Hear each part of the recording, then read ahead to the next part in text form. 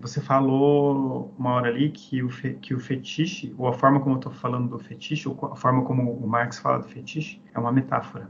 Eu não sei se é uma metáfora, eu acho que é mais do que uma metáfora. Porque eu acho que o feitiço da mercadoria é mais do que uma metáfora, porque ela altera a forma como a gente se comporta.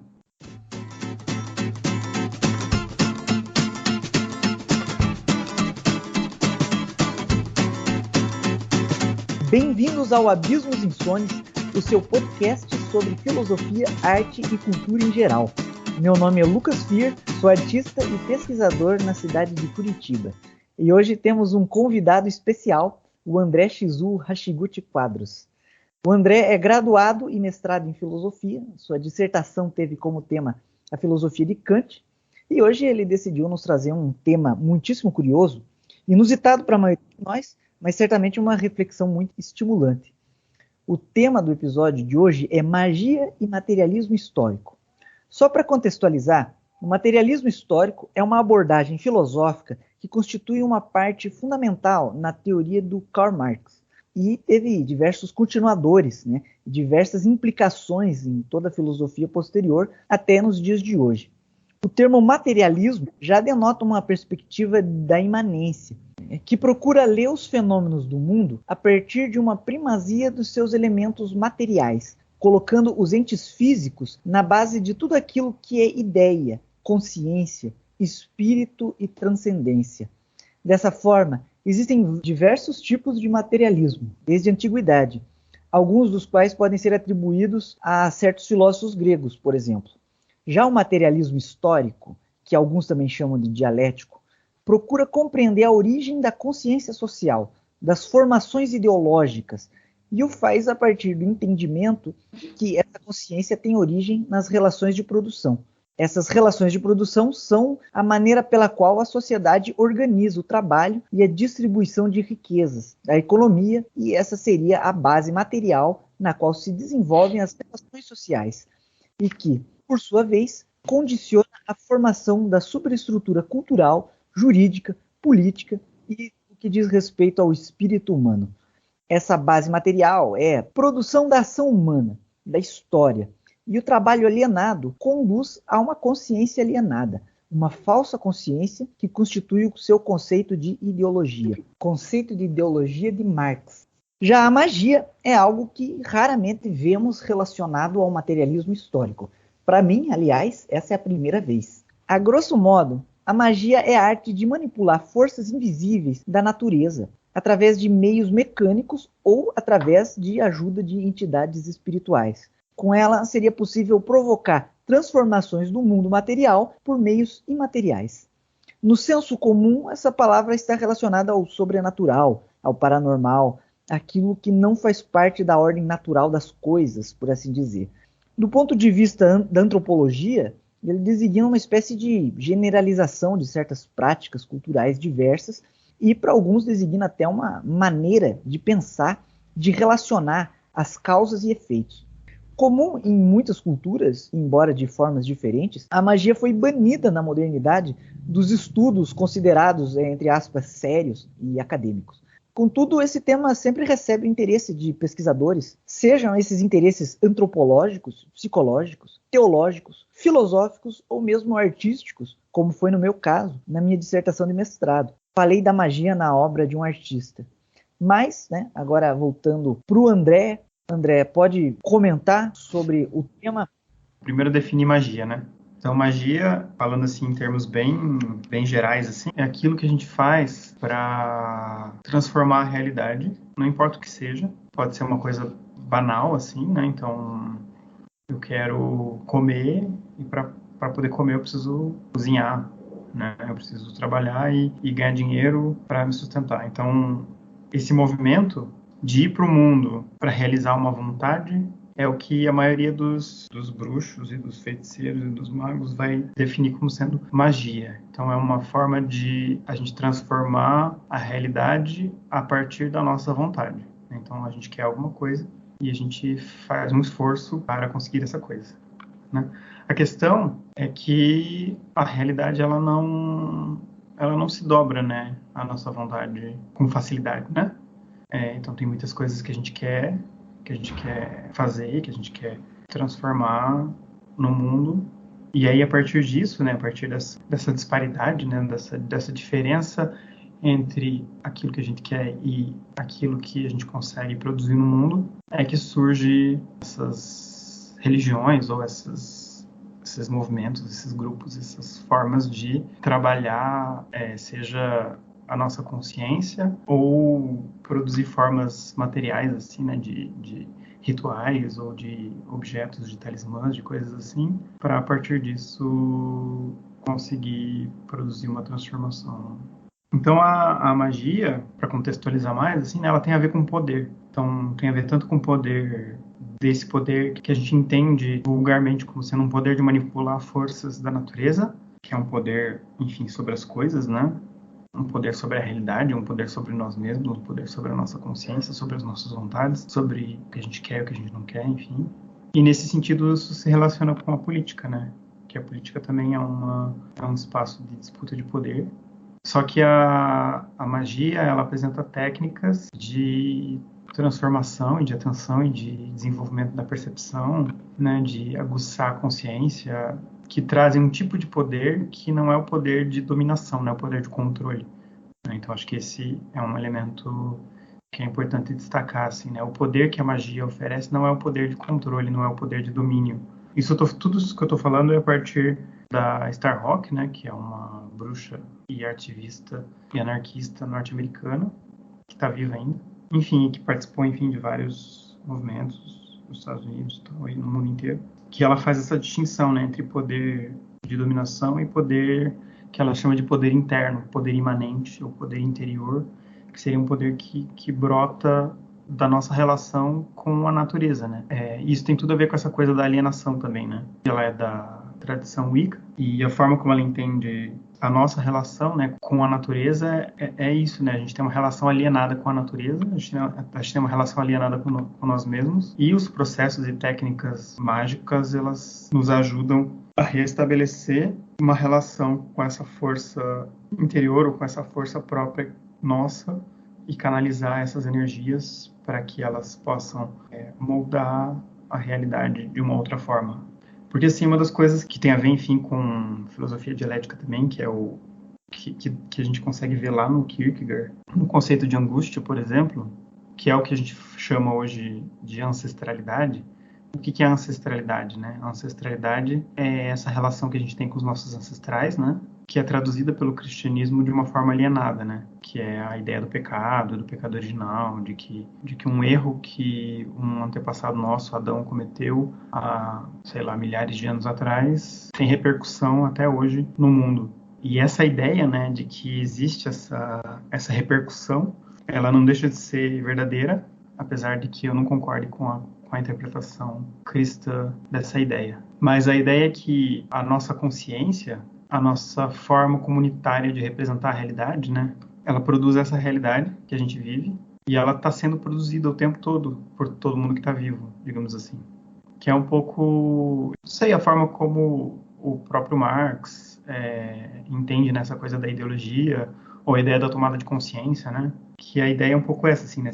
Nós, enquanto trabalhadores, enquanto assalariados, enquanto desprovidos de meio de produção, nós nos sentimos amarrados, impotentes e presos e incapazes de enfrentar o sistema. Mas, na verdade, se todo mundo hoje, todo mundo que existe hoje no mundo, se desse conta da situação em que está e parasse de trabalhar por alguns dias, provavelmente a gente conseguiria transformar a situação, porque a situação ela não é uma situação que essa amarração, para usar um termo que também é da magia, da bruxaria, né? É uma amarração, né? A condição que nós nos encontramos hoje, ela é uma amarração, né? No sentido de que é um ajuste, é um arranjo de forças, de forças invisíveis, né? De forças que tudo bem, pode ter, tem a polícia, tem o judiciário, é feitiçaria, né? Que é só palavras que são colocadas lá. E essas palavras, elas têm uma repercussão sobre a realidade, né? A questão é que, de tanto a gente falar essas coisas, de tanto a gente ouvir essas coisas, essa realidade, ela se torna estática, né? Ao invés de ser essa realidade fluida que a magia prega, né, ou que a magia tenta trazer de volta, a realidade ela vai se tornando estática como se ela sempre tivesse sido assim, né? Tem uma coisa que a Marina Gouveia, que é uma professora lá acho que da Federal Fluminense, se não me engano, do curso de Serviço Social. Ela, enfim, deu um curso sobre o Capital do Marx, acho que uns 2 anos atrás. Uma coisa que é o fetiche, né, o fetiche é o feitiço, né? Mas um dos feitiços do capitalismo, ou enfim, dessa ideologia neoliberal que a gente tem hoje, é a gente acreditar que sempre foi assim, né? Então, quando você pega, por exemplo, os Flintstones e os Jetsons, né, que são 2 desenhos animados aí dos anos 80, dos anos 70. Um deles se passa na Idade da Pedra e o outro deles se passa no futuro, sei lá, daqui 300, 400, 500 anos, enfim. Mas nos dois, o sistema econômico e político vigente é a democracia neoliberal e o capitalismo. Então, a forma como a família se constitui é igual a como a gente tem hoje, ou enfim, né, é igual como a gente acha que devia ser hoje, mas que tem muita gente hoje já vendo que não funciona.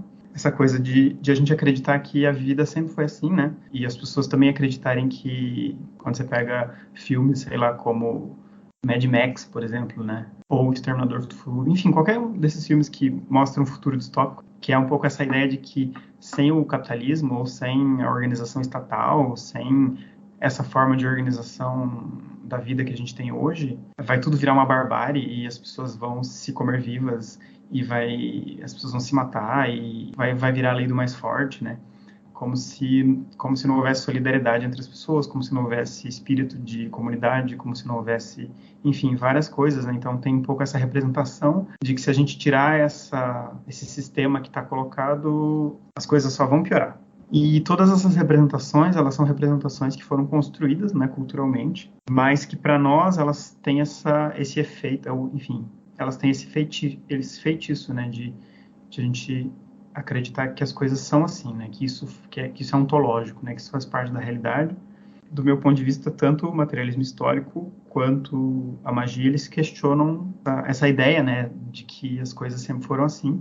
Essas filosofias populares, por exemplo, tem essa coisa da ancestralidade, né? Então, essa ideia de que tem uma herança que está sendo transmitida aí há centenas de anos, talvez milhares de anos, que vem sendo passado, sei lá, dos indígenas, né? Por exemplo, é a primeira vez na história que os indígenas estão tendo acesso à escrita e ao registro, né, das histórias deles, mas não é por isso que eles deixaram de existir, não é por isso que eles deixaram de ter a cultura deles, que é transmitida de uma forma diferente da nossa. E eu entendo por essa coisa da magia, que é, voltando lá no Platão, né? Platão tem uma carta famosa que chama Carta Sétima, onde ele fala que nada do que se escreve presta. Que quando você escreve alguma coisa, ela perde o sentido e que só faz sentido aquilo que é conversado, aquilo que é transmitido no cara a cara, enfim. Tô exagerando, né? Fazendo uma caricatura, assim, do que ele fala lá, mas no limite é um pouco isso. Enfim, é por isso que ele escreve só diálogos e tal. Dizem que ele escreveu textos dissertativos, mas que se perderam e tal, mas enfim. O que eu quero dizer com isso é que tem uma certa alienação, não tem um certo fetiche da escrita, que é a gente acreditar que é possível uma transmissão do conhecimento só pela escrita, mas na verdade não é. Na verdade, para você poder ler e escrever, você precisa que alguém te ensine a ler e escrever. E para você poder interpretar textos difíceis, né, como de filosofia ou como de psicologia ou de antropologia ou, enfim, dos indígenas, enfim, você precisa que alguém vá lá e te mostre e te explique de onde vem aquilo. Você precisa, né, que o próprio xamã ou o próprio indígena venha lá e te explique o que ele quis dizer com aquilo. Só ele registrar aquilo no papel e te entregar não esclarece, né? É um fetiche da escrita, assim, né? E mesmo que, digamos assim, você sente lá e leia um livro e você diga, consegui entender o livro. Isso é baseado, né, em, sei lá, centenas de interações que você teve com outras pessoas que te trouxeram conceitos que foram tudo por tradição oral. Pode ter sido seus pais, pode ter sido seus amigos, seus professores, enfim, filmes que você viu, enfim, tudo isso vai trazendo e vai compondo o que a gente chama de repertório, né? E tudo isso são processos que acontecem na consciência, assim, né, que acontecem, né, nessa matéria viva, que é a nossa consciência, que é nosso espírito, mas que também é a nossa carne também, né? Fui longe, né? A partir da minha pesquisa sobre magia, em primeiro lugar, né, que a magia é um conceito relativamente recente que unifica diferentes práticas. Pode ser uma generalização, às vezes, um tanto perigosa, porque iguala coisas que são diferentes, Mas é uma ideia que é um conceito que está aí operando. A gente pensa essas práticas através desse conceito, então fica um pouco difícil se livrar, dizer, decretar que a partir de agora não vamos mais usar esse conceito, porque não rola, né? A linguagem está aí funcionando. Mas algumas dessas práticas e até mesmo das teorias que envolvem a magia estão muito voltadas para uma questão do autoconhecimento, né? Até tem alguma relação assim direta ou indireta com aquilo que o Sócrates exortou, né? Do conhece-te a ti mesmo. E eu percebi que vários métodos, várias técnicas, vários arcabouços de conhecimentos mágicos são voltados para o conhecimento de si. Tem instrumentos, né, ferramentas que permitem refletir sobre a própria vida, como, por exemplo, a carta de tarô, a própria astrologia, que é composto de diversos símbolos que dizem respeito a arquétipos, né, a características psicológicas. Então existe um aspecto muito interior, um aspecto muito voltado para dentro de si, que a reflexão sobre a magia permite. E ouvindo você falando, por exemplo, de fetiche ou de feitiço, fazendo uma referência a Karl Marx, né, que usa essa palavra como metáfora para um processo, né, para um fenômeno social, isso mostra que existe um conceito amplo aí de magia, né, que você está trabalhando com uma ideia de magia que engloba alguns desses fenômenos sociais que dizem respeito à consciência. Fetiche da mercadoria, para quem não sabe, é a forma como Marx se refere, a forma como a mercadoria se apresenta para a consciência das pessoas. Porque as mercadorias são relações sociais, mas da forma como elas aparecem, ficam ocultas as relações de produção, o processo produtivo, as relações entre as pessoas envolvidas. Elas aparecem como se tivessem vida própria, nas palavras de Marx. Você podia entrar um pouquinho nesse caminho aí. O primeiro que você falou nessa coisa do guarda-chuva, né? A ideia de que a magia é um guarda-chuva e que dentro dela vai entrar a astrologia, vai entrar a bruxaria europeia, vai entrar xamanismo indígena, vai entrar a filosofia chinesa, e que é tudo uma coisa só, e que, na verdade, isso é uma crítica, né, que eu acho que a Federici, a Stengers e o Said fazem ao Ocidente, né? O Ocidente que faz isso, né? O Ocidente que pega diversos fenômenos, né? Pega continentes inteiros, ou pega, por exemplo, a África ou a Ásia e vai dizer que tudo lá é parecido, ou que é tudo a mesma coisa, e vai pegar fenômenos díspares, né? Como a bruxaria europeia e o xamanismo indígena, e vai dizer que os dois são feitiçaria, porque é estranho para eles, né? Na verdade, quando você entra, né, eu acho que nessa coisa, um elemento muito importante que a Starhawk fala, por exemplo, no Dream in the Dark, que é um livro que eu estou usando de referência para falar as coisas que eu estou falando aqui, é que a magia, né, ou a realidade, enfim, ela é sempre contextual, né? Então, você sempre tem que pegar as coisas dentro do contexto delas, assim. Não é, tipo, tudo a mesma coisa, né? Tem uma diferença, tem um respeito, sei lá, tem uma tradição, tem um ritual específico que você faz para lidar com um determinado fenômeno, e você tem que seguir aqueles elementos, né, daquele contexto dentro do contexto, assim, né? Você não pode simplesmente transplantar dessa forma científica, né, especializante que a gente tem na cultura moderna ocidental, assim, né, que a gente consegue pega um pedacinho, daí extrapola aquele pedacinho, daí aplica ele de forma serializada e massificada, e daí depois tem um resultado, e daí... Não, é o contrário, né? Acho que a ideia da magia é justamente que cada caso é um caso especial e que a gente precisa lidar com cada caso de forma especial. O que eu diria, assim, que dentro do contexto da magia, existe diferença, claro, né, entre esses grupos e essas práticas, essas culturas e esses elementos todos. A questão é que é mais ou menos como a cultura pagã ou a cultura politeísta, de olhar para o outro que é diferente, mas que é parecido, e falar, nossa, você é parecido, mas é diferente. Que é o contrário da cultura monoteísta ocidental, que é você é diferente, então você está errado e você tem que ser destruído, ou eu que estou certo e eu sou melhor do que você. E é por isso que o Ocidente faz isso e coloca tudo isso dentro desse guarda-chuva, né? De dizer, olha, tudo isso aqui é magia, não é ciência. Tudo isso aqui é magia, não é conhecimento. Tudo isso aqui é magia, não é cristianismo, não é monoteísmo. Então a gente precisa olhar para isso de uma forma diferente, com certo menosprezo, com certo desprezo, né? Com certo ceticismo científico, que é o que sustenta a nossa civilização, o que sustenta a nossa ciência. Então é reducionista nesse sentido, você colocar tudo isso dentro desse guarda-chuva, né? Mas se você olhar com respeito para essas tradições e para essas práticas, isso deixa de ser assim.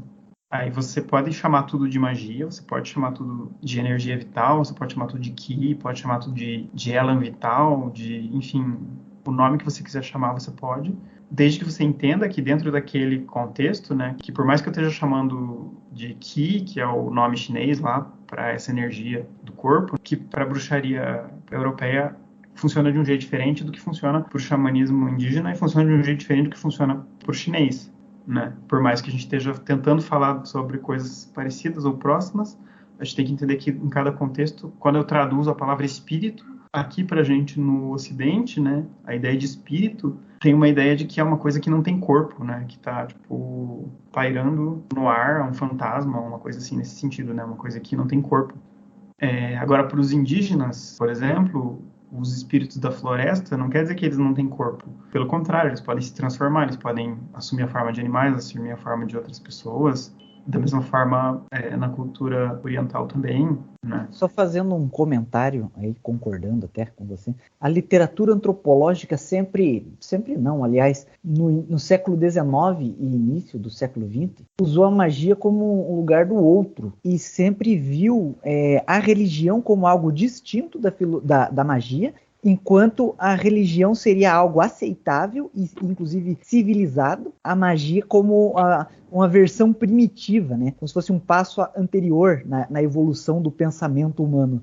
E esse conceito de magia sempre se voltou para o outro estrangeiro e também para o outro marginalizado dentro da própria sociedade dele, né? Própria sociedade ocidental. Mas, de fato, existem certas similaridades, assim como existem certas similaridades entre mitos, entre filosofias, entre maneiras de compreender o mundo em todo lugar, em todas as culturas, né? Você encontra certas coisas.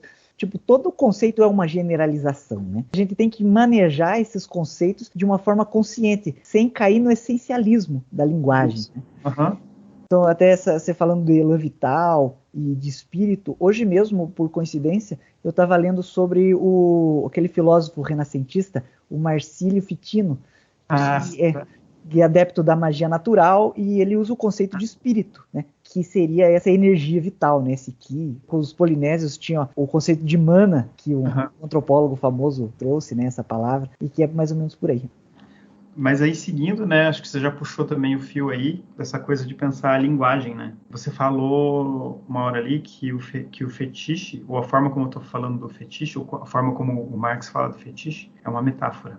Eu não sei se é uma metáfora, eu acho que é mais do que uma metáfora. Porque eu acho que o feitiço da mercadoria é mais do que uma metáfora porque ela altera a forma como a gente se comporta. A mercadoria, ela assume uma forma de comportamento, né, umas com as outras lá. O Marx, ele usa aquela expressão, quando a gente vai ao mercado, né, quando as mercadorias vão ao mercado, as mercadorias se relacionam umas com as outras como pessoas, e as pessoas se relacionam umas com as outras como mercadorias, né? Os comerciantes, no caso, que estão fazendo as trocas no mercado, se relacionam uns com os outros como mercadorias. E é isso até hoje, né? Assim, então, inclusive essa discussão, né, que a gente chama de objetificação ou de mercantilização. Hoje se fala muito, né, na mercantilização das relações amorosas, ou de que as pessoas olham, né, para os potenciais parceiros amorosos como, né, alguém que precisa cumprir certos requisitos e fica procurando ver se não tem alguém melhor para ocupar esse espaço, né, esse lugar na minha vida, que é um pouco esse elemento, né, essa ideia de que esse outro que está aqui ao meu lado é alguém para ser consumido e que se eu sentir que não serve mais, eu posso trocar ele por outro. Enfim, aí também tem essa coisa do amor romântico, da ideia de que você tem que ficar para sempre com alguém, mas aí é uma outra questão, né?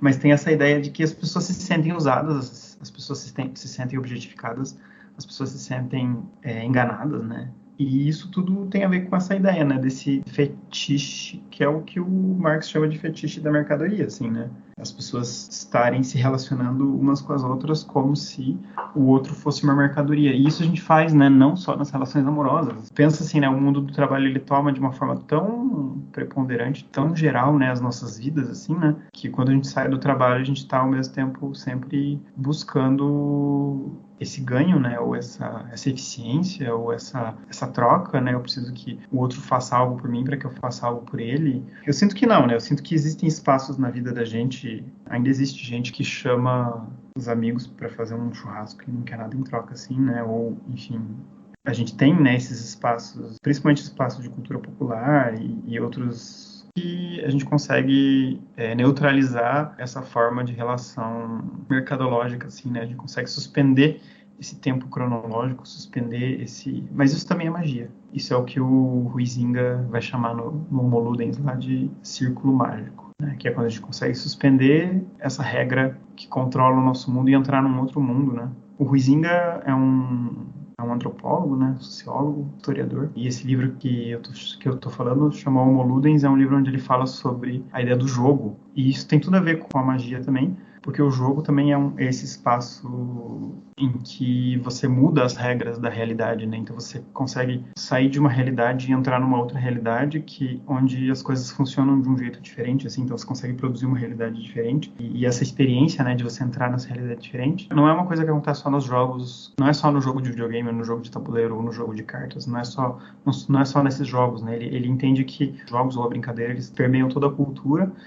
Então, por exemplo, a gente estava falando sobre o amor, né? Então a gente faz jogos de amor, então, a gente faz jogos de conquista, então tem certas formas de se comportar e de não sei o quê, que tudo isso são esses elementos sutis, assim, né, da linguagem corporal, da linguagem verbal, que apontam para uma relação de jogo, que é uma relação que pode ser de magia, enfim, que pode ser de encantamento, que pode ser de sedução. Magia está ligada com isso também. E pode ser de trapaça, pode ser de charlatanismo, pode ser de engano, que também tem a ver com magia, né? Essa coisa de você nomear, né, as coisas, isso é uma coisa bem importante na magia. Enfim, tem algumas tradições mágicas aí. Não sei se é o hermetismo, acho que também, mas tem outras, alquimia, enfim, que eles entendem que o nome das coisas é muito importante, né? Que você saber o nome das coisas é muito... até por isso que tem essa coisa do latim, né, de o latim ser a língua medieval lá que eles usavam para fazer magia, porque eles entendiam que era uma língua divina, enfim. Mas isso acontece com a Cabala também, né? A Cabala acredita que o hebraico é uma língua divina, enfim. E aí tudo isso tem repercussão, né? Tem consequência por causa desse uso da linguagem. E eu acho que em todas as formas de magia tem essa importância da palavra, tanto que em inglês, por exemplo, em português a gente tem também, né? Quando a gente fala encanto ou encantamento, ali você tem o canto, né? O canto é o cantar, né? A melodia, enfim, mas é algo que é falado, né? Que é dito. Ou, por exemplo, a gente tem também, né, na religião, tem as ladainhas, que são rezas, né? Que são repetidas, os mantras. Tem várias culturas onde essa coisa da fala, né? Do você verbalizar alguma coisa te dá poder, né? Te dá um controle, uma certa aproximação na realização daquilo que você está precisando, seja se acalmar ou conseguir forças para trabalhar, ou enfim, tudo isso é linguagem, né? Mas no inglês, por exemplo, a gente usa a palavra spell. Spell é o feitiço ou a magia. E spell também é a palavra que a gente usa quando a gente quer soletrar alguma coisa. Então a magia é uma forma de soletrar a realidade, posso dizer assim. Você conseguir encontrar os elementos constituintes da realidade e conseguir nomear eles. E quando você faz isso, isso te dá uma relação de conexão e de fluxo de energia com aqueles elementos da realidade que é diferente do que você está acostumado. Isso tudo tem a ver com essa coisa da consciência, né? A nossa consciência é a linguagem, né? Isso, enfim, dá para ver lá na psicologia, na psicanálise, como que às vezes a nossa consciência ela cria uma relação com uma palavra, que é uma relação de trauma, e aí a gente não consegue lidar com certas coisas por causa daquela palavra, ou se alguém fala aquela palavra, a gente já acha ruim, porque a gente tem uma relação de desagrado com aquela palavra, e como que tem todo um processo psicológico lá, que é um tipo de feitiçaria também, para você desamarrar e desbloquear aquilo e você conseguir se livrar dessa trava que você tem de não conseguir, sei lá, né? Às vezes a pessoa tem medo. Essa relação com a palavra, até, por exemplo, no hermetismo, ela provavelmente vem muito da influência judaica, que no judaísmo a palavra era fundamental, tanto que no início era o verbo, pelo menos foi assim traduzido, né? Então a coisa divina mesmo se expressa através da palavra, e os neoplatônicos relacionaram isso com a logos, né? Que seria a razão, né? O Corpus Hermeticum, que foi escrito entre 3 e 5 depois de Cristo, ele já falava da logos encarnada, que se fazia carne, e esse Corpus Hermeticum foi apresentado para os renascentistas como se fosse anterior aos filósofos gregos, anterior ao cristianismo, e eles acharam que o Hermes Trismegisto já havia previsto, né, a vinda de Cristo. E essa coisa platônica, né, da ideia que se transforma em matéria, em forma sensível, os renascentistas, de maneira geral, eles pensavam que havia uma linguagem que Deus ensinou para Adão antes da queda, que era a linguagem perfeita que exprimia a essência das coisas, né? A essência perfeita das coisas.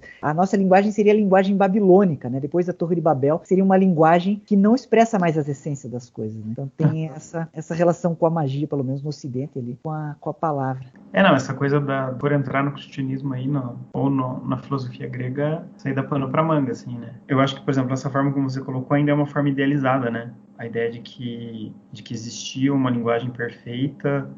Eu acho que a mensagem da magia, para mim, assim, dessas recorrentes de magia que eu tenho estudado, assim, é o contrário. Tudo bem, existe uma alienação, que pode ser essa separação, por exemplo, entre a carne e a ideia, que nem você colocou, né?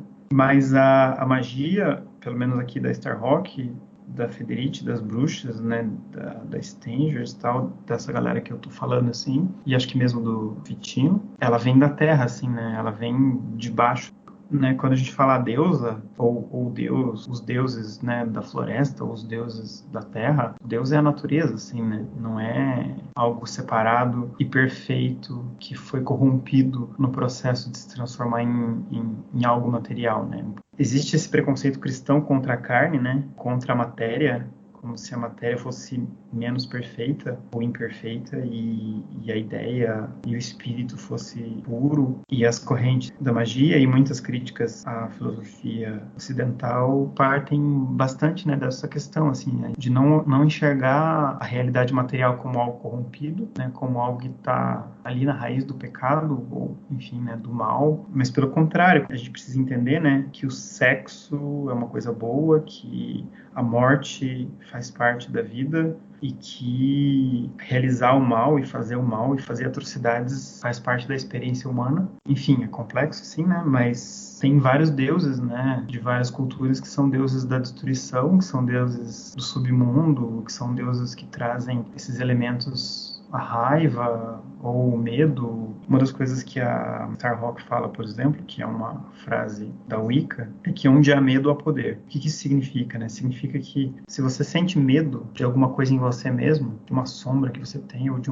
um comportamento que você realiza, o Jung tem essa expressão que é a sombra, né? Que é uma sombra que a gente projeta nas outras pessoas, tal. Ele vai dizer que é o nosso lado sombrio, né? O nosso lado maligno, por assim dizer. E ele é tão mau, maligno e mesquinho para nós mesmos que nós fugimos dele e a gente finge que a gente não tem isso. E sempre que a gente se dá conta de algo que a gente mesmo faz em outra pessoa, isso dá um asco pra gente, isso gera um medo, gera uma raiva, isso tudo é a sombra. E aí na magia, a Starhawk fala que o que essa sombra faz, assim, na verdade ela bloqueia o nosso acesso a fontes de poder que nós temos em nós mesmos, assim. Isso tudo pensando nessa coisa do material, assim, né? Nessa ideia da carne, nessa ideia, né? Porque a gente falou sobre a ideia da encarnação, né? De que a carne é má e o espírito é bom, e que as coisas da carne a gente precisa limpar, a gente precisa, né, lavar, a gente precisa se purificar dessas coisas, mas tudo isso faz parte da vida, né? E tudo isso faz parte da natureza, e a gente precisa se apropriar dessas coisas, né? Tanto na natureza como no nosso próprio corpo, né? Na nossa própria vida, assumir esse nosso lado para poder transformar ele de alguma forma. Isso não significa que a gente vai se livrar disso, mas talvez a gente possa lidar melhor com isso e ter mais consciência sobre e talvez machucar menos as pessoas que estão à nossa volta, né? Enfim. É por isso que o nome do livro da Starhawk se chama Dreaming in the Dark. Seria algo como sonhando a escuridão. Que é isso também, o sonho também, né? Tem a ver com isso, tem a ver com a relação que a gente tem com esse lado oculto que é tão perigoso para nós mesmos, talvez pudesse nos enlouquecer ou talvez pudesse nos matar, que a gente só consegue se relacionar com esse lado de forma sutil, de forma enviesada. E a magia é um pouco uma forma de tentar estabelecer uma relação mais amistosa com os nossos demônios, assim. É engraçado você falando isso, porque eu tive a impressão muitas vezes, lendo sobre a magia, de que ela é uma espécie de precursora da psicanálise. Você já vê nela um conceito de inconsciente. Inclusive o próprio Aleister Crowley, não sei se você sabe disso, ele, após ler a obra do Freud e do Jung, ele disse que com todas as limitações eles foram capazes de descobrir coisas que a gente estava dizendo há muito tempo. Um comentário desse tipo, né? E o próprio Freud, né, quando escreveu uma carta para o Jung, fazendo ele prometer que não ia abandonar a teoria da repressão, porque senão a psicanálise, ou a ideia de inconsciente, ia ser tomada pelo que ele chamou de a maré negra do ocultismo, da lama do ocultismo, uma coisa assim. Tem um vídeo do Christian Dunker que é sobre demonologia, onde ele fala sobre as origens do Freud a partir da demonologia. Só terminei o que você estava falando. Falando da questão da linguagem, na época do Ficino, ele era totalmente idealista mesmo, ele era bem platônico e bem cristão. Mas como toda essa ideia de magia foi se transformando através da história e foi sempre se apropriando de conhecimentos científicos e filosóficos que vinham surgindo, né? Eu percebo mesmo que ali a partir de Crowley e outros, a linguagem parou de ser vista de uma forma tão idealista. Se você vê, por exemplo, a magia do caos, enxerga a linguagem de uma forma muito mais pragmática e não de forma tão essencializada. Magia do caos, para o ouvinte que não sabe, é um conceito de magia que surgiu nos anos 70, que vê a magia como um processo individual, baseado na própria consciência do mago ou magista, ou melhor dizendo, no inconsciente, e que vê a crença como uma ferramenta mágica. É uma espécie de sistema mágico pós-moderno que procura abranger praticamente todos os sistemas de pensamento e que, a meu ver, não sofre desse essencialismo das vertentes idealistas que mencionamos antes. Por isso sua visão da linguagem é mais pragmática. Me parece que ela tem muito essa questão que você disse, também da imanência. E acho que esse é o foco assim, principal, onde a magia se encontra com o materialismo, com a compreensão de que existem espiritualidades que sejam mais imanentes. Porque a ideia que as pessoas têm de espiritualidade no Ocidente está muito ligada com o que foi o cristianismo, e não qualquer cristianismo. Sim, o cristianismo da Igreja Católica ou das vertentes mais conhecidas protestantes, ignorando outras experiências do cristianismo, digamos assim, e outras formas de espiritualidade, como, por exemplo, mesmo algumas de origem hindu, que pensam a matéria de outra forma, que veem o sagrado também na matéria, né? Que não pensam essa separação tão rígida entre o sagrado e o profano, e que pensa o divino imanente, não como algo separado, mas algo que está em tudo, ou que é tudo, o mundo como uma expressão, uma manifestação do Deus, do divino. E essa é uma visão materialista da espiritualidade e também uma visão materialista da magia. A Starhawk, ela faz uma crítica, assim, né? A forma como a gente se relaciona com as religiões é um pouco essa coisa, né, da nossa perspectiva. Isso aí é uma coisa que os fenomenólogos e outras correntes filosóficas assim, contemporâneas têm esse elemento meio idealista, que é essa ideia de que é impossível a gente se colocar no lugar do outro. No caso, nós, enquanto ocidentais, nós temos a nossa história, nós temos a nossa forma de ver o mundo, e que é impossível a gente acessar a forma japonesa, ou a forma chinesa, ou a forma da religião africana, ou dos indígenas, de como ver o mundo e tal, e que isso determina, né, a nossa consciência ou a nossa perspectiva de uma forma cabal, assim, que a gente não dá conta de acessar esse outro aí. E aí eu sinto que a forma como o Marx vai falar um pouco sobre isso, sim, eu acho, é essa ideia de que é, enfim, a revolução que o Feuerbach faz, né? De a gente ter que pensar a religião a partir da nossa forma de convivência social, né? Então a religião ela é uma projeção e uma idealização da nossa forma de relações sociais, né? Então Deus, ele é um super-homem que tem todos os atributos humanos no superlativo. né, digamos assim. Só que não são quaisquer atributos humanos, né? São os atributos humanos que são dados historicamente agora. Assim. Então, Deus, na verdade, dentro da nossa cultura, assim, ele é o cara que deu certo, sei lá, ele é um popstar, ele é, tipo, um cara de sucesso, é um grande empresário que controla o mundo de forma super eficiente. Você vê isso na forma como as igrejas são administradas, na forma como as pessoas que estão dentro da igreja têm uma relação de hierarquia. E o elemento que a Starhawk sublinha, né, de uma forma muito enfática por todo o livro lá do Dream in the Dark, é justamente essa ideia da hierarquia. Ela entende que se existe um pecado original, o pecado original é você separar pessoas entre os iguais e aqueles que são mais iguais do que os outros, né? Que é a expressão que o George Orwell usa lá no Animal Farm. É a ideia de que existem pessoas que são melhores e pessoas que são piores, isso em qualquer contexto, e que pra gente ser feliz, ou pra gente ser salvo, ou pra gente dar certo, ou pra gente ser bom, a gente precisa estar no time dos bons, e que, enfim, né, o nosso mundo ele fornece aí diversas formas de a gente ser melhor do que os outros, né, pelo status, pelo consumo, pelo dinheiro. E ela vai dizer que essa distinção, né, hierárquica é uma coisa que está na nossa consciência, né? É uma estrutura de consciência, né? Então a gente tem uma forma de olhar para o mundo que é operar fazendo distinções hierárquicas entre as coisas, assim. E aí a gente naturalmente consegue enxergar que essa pessoa é melhor do que a outra, que, enfim. E tudo bem a gente fazer distinções, né? Não é o problema fazer distinções, o problema é fazer distinções morais, né? O problema é fazer distinções de juízo que conduzem a você ter pessoas que, sei lá, duas pessoas, uma pessoa que trabalha no Brasil como garçom vai ganhar um salário mínimo, talvez um pouquinho mais aí, uns R$ 1.500, e uma pessoa que trabalha como garçom na Europa ganha 1.500 euros. Então existe uma distinção concreta entre duas pessoas porque elas ocupam espaços geográficos distintos, uma é mais valorizada que a outra. Tem a coisa da cor da pele também, enfim, né? E da história, e tem essa coisa do privilégio, a língua que você fala, enfim, tudo isso vai operando, na realidade vai produzindo essas distinções hierárquicas, assim, né? Quem fala inglês é melhor que quem não fala, quem fala alemão é melhor que quem não fala. Quando a gente consegue se dar conta, né, de que existe essa distinção que é feita na consciência, a gente consegue projetar formas diferentes de canalizar essas energias para que elas não operem nesse âmbito de distinção hierárquica entre as pessoas. Isso é magia. É você conseguir transformar a sua própria consciência para que o que você produz no mundo não seja distinções hierárquicas, assim, né?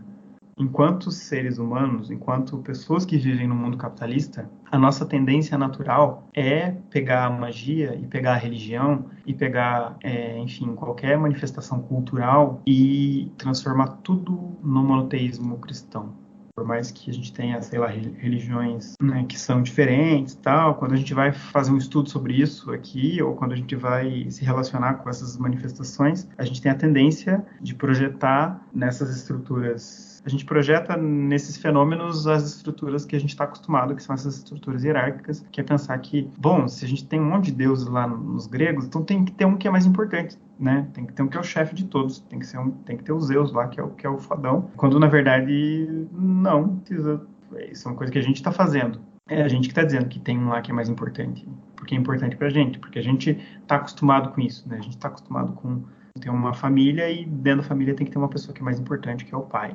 Dentro do trabalho tem que ter uma pessoa que é mais importante, que é o chefe, que é o dono da empresa. É um pouco isso que é essa crítica do materialismo histórico, né, que eu estou extrapolando a partir da essência do cristianismo lá do Feuerbach e da minha leitura do Marx. Mas é um pouco isso, assim. Então a gente tem umas relações materiais que elas sobredeterminam a nossa consciência e a nossa forma de enxergar outros fenômenos. Então quando a gente olha para outros fenômenos, a gente fala, nossa, mas é igual, é tudo igual. Né? Pega o Joseph Campbell, né, que escreveu O Herói de Mil Faces, que é a tal da jornada do herói. Ele faz isso, né? Ele vai dizer assim, todas as culturas, todas as histórias, todos os mitos, todos eles têm uma estrutura que é igual para todos, que é a jornada do herói. Né? Então, todas as histórias, elas sempre são contadas do mesmo jeito. É isso que a gente, enquanto ocidental, faz. Assim. A gente olha para 1000 culturas e vê a nossa cultura na cultura dos outros. Né? Vê a nossa forma de nos relacionarmos uns com os outros e nos relacionarmos com Deus. Essa estrutura que precisa ser criticada, assim, né? Que precisa ser transformada. Que é um pouco essa ideia, né, de que o divino está fora e que a gente precisa divinizar o mundo, ou que a gente precisa morrer para perder o corpo para poder ir para o céu, porque no mundo não dá. O mundo não tem jeito. Vem logo o meteoro. E não, né, o divino ele está nas coisas. A natureza, ela já deu conta, né, de diversos que os dinossauros, quando existiram, acharam que eles dominavam o mundo. Aí veio alguma coisa lá e destruiu eles. Pode ter sido um vírus, pode ter sido um meteoro, eu não sei. E depois a vida continuou, seguiu outros caminhos, assim, né. Voltando, né, para essa coisa da linguagem. Quando a gente liga essa ideia da linguagem à ideia da magia, acontece muito isso, né, da gente pensar que a linguagem é uma coisa divina, né, que Deus ensinou a linguagem para Adão, ou que existe uma linguagem superior, uma linguagem da criação do mundo, ou uma linguagem antiga que não sei o quê, e que daí acontece essa abstração, né, essa ideia, essa divinização de uma instância a partir da qual a realidade se produz, como se a linguagem fosse essa instância, né, ou como se a linguagem ela tivesse uma conexão com um sobrenatural, mas não, né? A linguagem ela é um processo natural. Se a gente quiser levar o Darwin a sério, na origem das espécies lá, ele faz várias deduções maravilhosas naquele livro. Uma delas é quando ele deduz a visão. Então ele vai mostrando como que é possível, por seleção natural, que alguns seres microscópicos lá tinham a capacidade de perceber a diferença entre claro e escuro, perceber uma fonte de luz, como é que isso, aos milhões de anos, isso vai se transformando e vai gerando a capacidade de enxergar cores e formas que a gente tem hoje. Assim. Uma outra que ele faz que é muito legal, ele deduz a geometria, quando ele vai falar sobre as abelhas. A diferença entre as abelhas que produziam colmeias que não eram geometricamente perfeitas e as que produzem colmeias que são geometricamente perfeitas, é que as que produzem têm chances maiores de sobrevivência. Elas economizam cera e elas sobrevivem. Por isso que as abelhas produzem colmeias com favos em forma hexagonal, porque é uma forma de economizar a cera, mas isso não é uma coisa que elas fazem conscientemente, é uma coisa que, durante milhões de anos, as abelhas que produziam favos de outras formas foram tendo menores chances de sobrevivência. E a mesma coisa a linguagem, né? Então a linguagem também, se a gente pegar os golfinhos lá, tem pesquisadores da NASA lá que estão pesquisando os golfinhos, parece que tem algumas comunidades de golfinhos que têm mais de 5.000 palavras, que eles conversam, eles dão nomes para as pessoas que visitam eles. Enfim, eles brincam, eles conseguem se comunicar, eles aprendem a apertar botão e dizer o que eles querem para as pessoas e tal. E tudo isso é linguagem. Não é linguagem verbal que a gente tem, mas eles têm uma linguagem verbal deles lá, né? Que é uns guinchos lá. Pesquisadores da NASA lá estão tentando decodificar, mas tem. Então, quer dizer que a linguagem não é uma coisa que Deus deu para o ser humano, né? Ou que a gente produziu porque a gente é especial e os outros bichos não são especiais e a gente é muito mais legal do que os outros bichos. Isso faz parte da natureza também. Então isso surge de baixo para cima, né? Surge da matéria para o espírito. O espírito, na verdade, é uma forma elaborada, né? O espírito é uma forma super elaborada de matéria, não é nada além disso, assim, né? O nosso corpo, né? O nosso cérebro, enfim, os nossos pensamentos, né? Vamos dizer assim, é uma forma de matéria operando, sei lá, com uma certa sutileza, mas não deixa de ser matéria operando ali, né? Tem alguma coisa de divino nisso? Acho que tem. Mas não é um divino, não é uma centelha divina que vem de fora e que sopra na gente e aí a gente, nossa, eu sou especial, eu sou muito legal porque Deus me deu esse dom. Não, é um divino que vem da terra, né, que vem de baixo para cima, que tá nas coisas. As plantas, né, todo mundo que tem planta em casa sabe que as plantas fazem isso, ou enfim, você não precisa ter planta em casa, você pode ver as plantas por aí. Mas se você coloca um vaso de planta num lugar que tá uma sombra e a planta sente que tem uma luz do sol perto, ela cresce para o lado onde tem a luz do sol. Se isso não é consciência, eu não sei o que é consciência. Se isso não é linguagem, se isso não é vontade, claro que é de uma forma muito mais precária, muito mais elementar, mais fundamental. Não deixa de ser espírito, não deixa de ser vontade, não deixa de ser imaginação. Eu acho interessante pensar que esse conceito de uma espiritualidade imanente tem certas implicações políticas que já estão implícitas, né, em toda a nossa conversa. Ela abole uma hierarquia que tende a haver certas instâncias superiores e, por isso, ela tem um princípio que pode ser chamado de democrático. As coisas não vêm de cima para baixo, elas estão ao lado, porque não existe aquilo que é mais importante ou mais digno. Todas as coisas têm a sua dignidade, têm a sua importância, né? O divino estaria dentro de todos, né?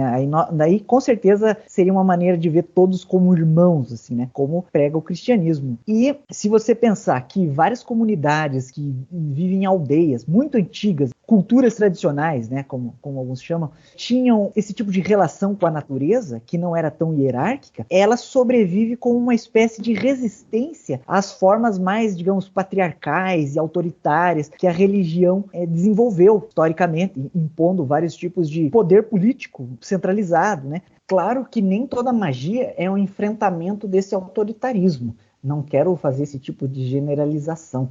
Mas esse é um caso que existe no caso da resistência de certos tipos de espiritualidade frente a verdadeiras tentativas de etnocídio, como a dos indígenas e religiões de matriz africana no nosso país, por exemplo.